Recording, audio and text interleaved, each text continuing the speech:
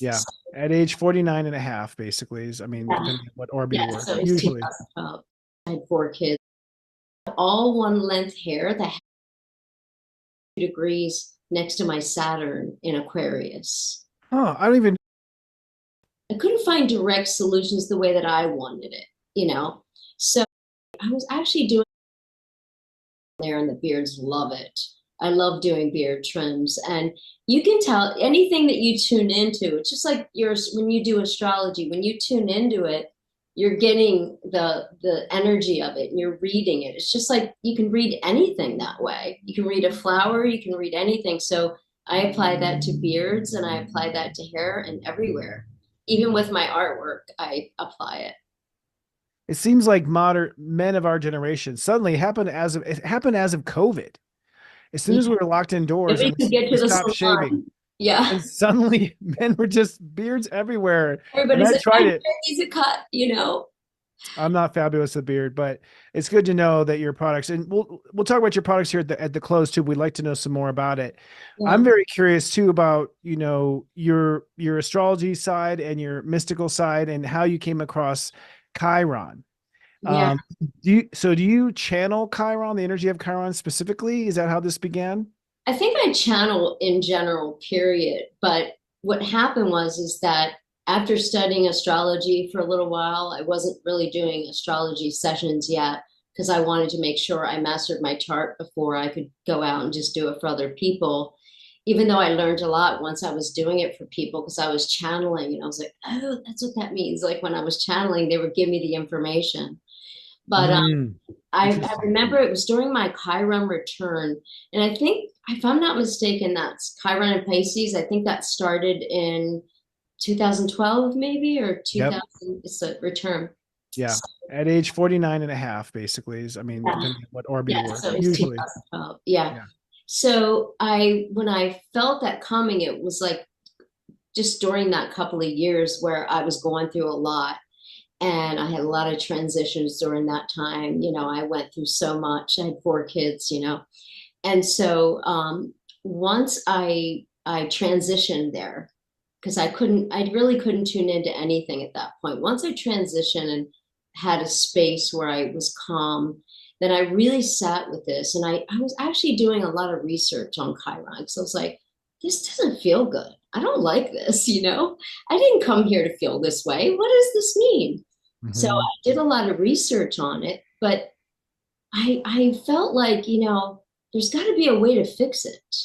I need a solution. And I couldn't find direct solutions the way that I wanted it. So when I was doing the research for a while, I finally just put it down and I didn't know at this point that I could even speak to the planets or the planets would speak to me or anything like that. I had no idea if this was going to work or not, but I was desperate because I was getting triggered every 2 weeks and it was on my heart because I got Chiron literally almost conjunct my Venus. And so I was getting triggered a lot. And I was like, I got to figure this out. So I literally sat and I meditated and I said, Chiron, I need to know, what is this? What do I do with it? Why did we bring it here?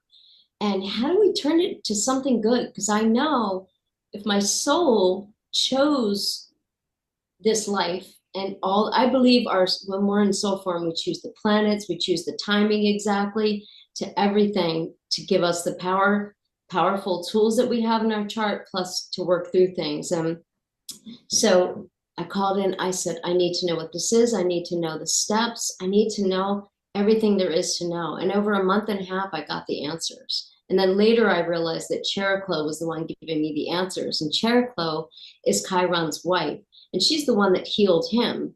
So Cheriklo in your chart shows you where the tools are that you can utilize to heal, like what areas of your life.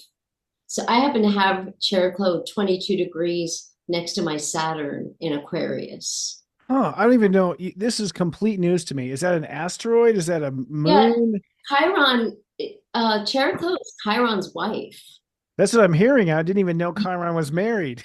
Yeah, she actually helped heal Of him, course, the woman did it, right? I know. That's classic, and the man So, took credit for it. It's all right, let me typical. take over here. Let's do some spinning because she spins, and I used to spin all the time too. So, So is she an asteroid near the comet, or is um, just that one of the I would because no, I really would say she's Chiron is really an close. she's what? I don't know. I don't know the astronomy on it. Okay, great. I should That's know, so but fine. she's I about think it's an asteroid. 1.5 Someone in times. our chat is saying it's an Yeah, she's asteroid. definitely an asteroid, and I think she's always close. I think she stays kind of close to Chiron. You know, Okay, I don't know if interesting. she has a little bit of different orbit because Chiron goes out and around through Saturn and Uranus. But Yep. I don't know. I don't know. I I'll look just it up. No, but this is great. You don't yeah, have to let's know look it anything. That's up. good. I'd love Just the to. fact that he's got some wife spinning around him is really fascinating. I had Yeah, no exactly. And blows so my mind. yeah, when I got this information, I was like, this makes sense. This makes really good sense. Like I can do something with this. Virgo moon, I want to do something to make it better. So I right there, then and there, I just remember going, wow, whatever being this was that was channeling this through me must govern this area. And then I found out later that it was Cheroklo. But the answers that I got. And I just said, okay, you know what? I said, if this works, if I can do this with myself, then I will commit to doing this for clients until it's no longer needed. So I'm hoping one day we don't have our wounds You're gonna anymore. live to 100, honey. Yeah. Yeah, exactly. so, so yeah, we'll be here and nobody will have wounds. We'll be like, wow, what's that like? So I'm sorry, I was so stunned by it. How does Charlico relate to Chiron from a spiritual perspective? You said your Charlico is where in your Cher- chart? my Cheroklo, first of all, Cheroklo's in Aquarius right now in the chart. But I have her at 22 degrees right next to my Saturn. Literally Oh, 22 okay. degrees. My Saturn is 23. Okay. And how does she work with Chiron? She actually healed Chiron. She's his wife. So it's just like if you're with a feminine, there's so many healing qualities you get. It sort of helps you through, like softens you. It just happens when she's in there. But basically, she has the tools to be able to heal, and she gave me those tools. So I started doing those tools on Oh. myself and then working with clients. And I put it into sort of like steps, of how to do it. So, yeah, it's really beautiful. I actually did it and I was like, okay, I can't believe this. Like, I haven't been triggered since 2016. And So I, you used the wisdom of Charlico to basically nurture the Chiron wound, is what it sounds like. It it was sounds like the she's sort of exact the step. medicine. Wow. Yes, she's the medicine. And she gave me the exact steps of how to do it and how to help others do it. So Wow. basically, I'll give you a little bit of that right now. So she let me know that from past life, we had an experience. And so when we leave that life, the soul has its own evolutionary mission. Beyond this ego self and this personality, our soul has its own evolutionary mission. So it knows what it's been through and it knows where it's going to go next. And now it's going to decide. So what it does is that we bring the memory code of what happened to us here. And Yep. then we get the triggers, of that happening. So because we have that memory code and we're emitting, we're attracting. So when we're a young child, we're emitting that, I think it's like around 4 or 5. Everybody will usually remember back and go, yeah, I remember when I was 4 and I felt that like strong thing from my parent or whatever, they go through. And I believe that's kind of when you come online of life, like you start being responsible and noticing things and stuff. So we bring that forward. So there we're emitting it. So therefore we're attracting it. So also she told me that it's funny when she gave me this information, she put capital letters on my forehead Huh. of only. She's put only there. She says the only reason we brought it is to alchemize it and transmute it into our treasure. And most of us know this. So I was like, how? When I got that information, it's like, well, how? So when you have this information and you're emitting this and you go on in your life, it happens with a family member, it happens with a relationship, or just random people that trigger you. You agree to that, right? Because you know about Chiron as well. Oh That's yeah, I mean, we get can talk triggered. Chiron. Yeah, let's Yeah, talk Chiron. I want to hear from you too. So I'll just share this and then we'll yeah, sure. No, you got me captivated. We'll okay. trade. So when we're emitting this, we're attracting it. And she told me that the people that are triggering you have made an agreement with their higher self, and your higher self has made an agreement that they were going to be the one to play that part and trigger you so that you would have the opportunity to alchemize it to get to your treasure. Hmm. So what's interesting is that it's their higher self, so it's not really personal. And we Hmm. all think it's so personal. Why did my dad talk to me this way? Why did he hurt me? And sometimes there's different stories where you have to do a little more inner work with people that have had abandonment and a lot of things in the real time. But so this energy comes through, and it's like you literally get triggered, and this agreement happens, before you even come here.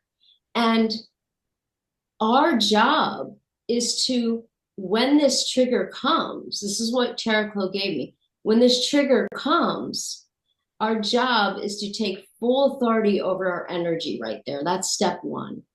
And it's funny because it's right in between Saturn and Uranus. And I thought, that's totally Saturn. So to take full authority and not respond to that. And then whatever it is, like there's different scenarios. You could be on the phone with somebody, you could be on a text with somebody, you could be right in front of somebody, or you could be at lunch with somebody. So depending on the scenario, you have to take full authority of your energy because you're feeling the trigger. So you have to take full authority of your energy. Whether you go in the bathroom or where you go, you step away and you let everything go and you take full authority and you respond to yourself. There's no one more important to respond to than yourself. So you respond Hmm. to yourself and you breathe and you neutralize it a bit because it can be very strong. So you can neutralize it. And then I always tell people, and this just came to me. So this part, as I was doing it with clients, it just came to me to put the right hand on the belly and nurture and honor the soul for what it's experienced. If our soul experienced that thing we're feeling, wow, that's deep. So really honor the soul for its experience and nourish the soul. And then this is the other part. This is a really interesting part for number two is you recognize, if you think about it, that sometimes when you get a trigger, you're Hmm. feeling something way deeper than what that happened. Like Oh somebody, yeah, yeah. that's how you know, Inappropriate, like out yes, of proportion, exaggeration you to the feel it at situation. the 10th degree, and you're Yeah, that person only said something, it was like 1 degree, right? So that's how you know it's not current. Because if it was right, current, it would be happening exactly what you're feeling. right. So for Chiron itself, it is these little triggers that come up, and then we feel it much deeper. So when you go to step two, you put the hand on the belly, you honor your soul for its experience and nourish yourself a little bit there. And I go deeper into this with Sure. clients, but the fast track here is that, and then you acknowledge the mantra is really good because you can remember this is not current. The trigger is current, but this deep feeling that I'm feeling is something that has happened to me, it's not happening to me now. And that's huge because when we feel it, how do we know? Like, how do we know that we actually brought a memory code? Who would have known that? And that we could remember it by feeling it from a trigger. And sometimes we can even be home in ourselves and feel that. So you acknowledge that this is not current, that this is valid, this feeling is valid because you've experienced it before. So you honor that, you validate the feeling, but you acknowledge that it's not current. That helps a lot as you do that over and over because you start unhinging yourself from that reality. It's already happened. you're here to transmute it. And number three, and I got this information from Cheriklo, is that everything is energy, everything is vibration, and everything, if you closed your eyes and you just thought about vibration, you would probably visualize it connecting to one another and moving, which is communication in some sense of it, right? Mm-hmm. So everything is communication. This is why I agree with your theory of Virgo being the healer of the Chiron ruling Virgo. Virgo. I was wondering if you knew that. Yeah. I watch your show. Oh, Yeah, yay. yeah, and so I believe that because Mercury is the thing they told me is that, so if everything's energy and everything's connecting, therefore communication must be very important. So they said you use the communication to transmute and alchemize. So number three is get yourself in the, I always tell my clients, get into the opposite vibration of that feeling. Like if you're feeling like, I'm not valued, I don't feel valued by that person, I feel shrunk by it, then you stand up strong and you just kind of quander up, fake it till you make it. However, you can get yourself in the vibration of that you are valued by all, and just get in the opposite. It's the opposite, because if imagine if you give it, like I always tell my clients, like if somebody's tapping you on the shoulder like a child and you're like this and you just ignore them, they'll go away. So if this trigger comes, you transmute it, you honor it, you get in with yourself, and then you respond. Like say if you're at lunch, you go back and you respond to somebody like, oh, what was that we were talking about? You'll see that they don't even remember because their higher self is doing this. It's never personal. Mm-hmm. Yeah, But it feels very personal. Yes. it feels so personal. And do you remember? So have you mapped out like the cycle of Chiron in the sense that, pretty around 25 is when you oppose your Chiron. And usually I find that that's when I didn't start noticing the patterns of my Chiron until about 25, 26. But I didn't even know it was Chiron. Yeah, I don't know. I don't know. It could be because that's kind of when I started doing therapy. So maybe Mhm. I was drawn to do that. I haven't mapped that out, but I remember my Chiron return. Yeah. Oh, yeah. I was off the air for 10 months. So Oh, my oh, that was Aries. my Chiron return. You're Aries, Chiron Aries. Yes. And not only that, but I had moved the year before to my Chiron line in Austin, Texas, and then went through my Chiron return by my Chiron line. And Wow. it gobsmacked me on the ground. Like I was paralyzed. Yeah. Now, when I psychically look at Chiron in a chart, first of all, I've come to realize that I honestly think the whole point of life is Chiron until 50. Like, I think I've heard other spiritual practitioners say that God says we're children till we're 60, our second Saturn return, that we're meant to live to 120, but Yeah. we've screwed up our DNA and all of our intelligence. We're meant to live to 120, which means you're middle aged at 60, right? And that means you're a child till 50 until your Chiron return. Which now that I've gone through it, I believe it because um, every what I've realized is my Chiron issue was behind every problem I had in life. Everyone, you know, Yes. it was That's like why it's so important. I was fighting every time I made a decision. I was avoiding the Chiron wound. Yeah. Every decision I didn't realize was an avoiding of the Chiron wound. That I was trying to not let that happen again. Yeah. And then miraculously, Chiron forced you to face it head on your return, pretty much. It sure does. You manifest your worst fear, whatever it is. It's not fear. It's a wound. It's where you're most wounded. It's Yeah. being hit where it hurts, Yeah. basically. It's the trigger, actually, believe it or not. It just makes you feel much deeper with it. And sometimes it does have to knock you down to make you go through it and do it. And I believe if you haven't transmuted by 50 your Chiron, then it shows up in your body because it wants you to transmute it. So That's fascinating. yeah, I That's believe probably it. why people get so sick after That, 50. that is exactly correct. Because I've met clients who did not face their Chiron. I'm like, how did you make it through the return?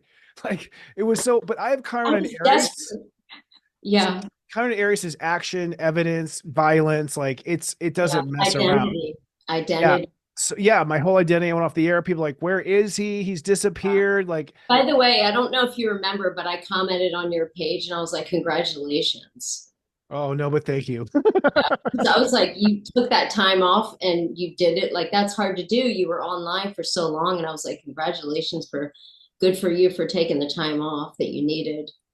Well, my car ran at 18, so I have the step system and the numbers, and And I and do. so I I'm look. still learning them, but yeah. I'll share with you. I mean, your car runs at 12, so to me that adds to a three. So ultimately, your car run had to do with a false belief around probably religion, or probably in a past life. Do you know your past life car run incident or Um, car?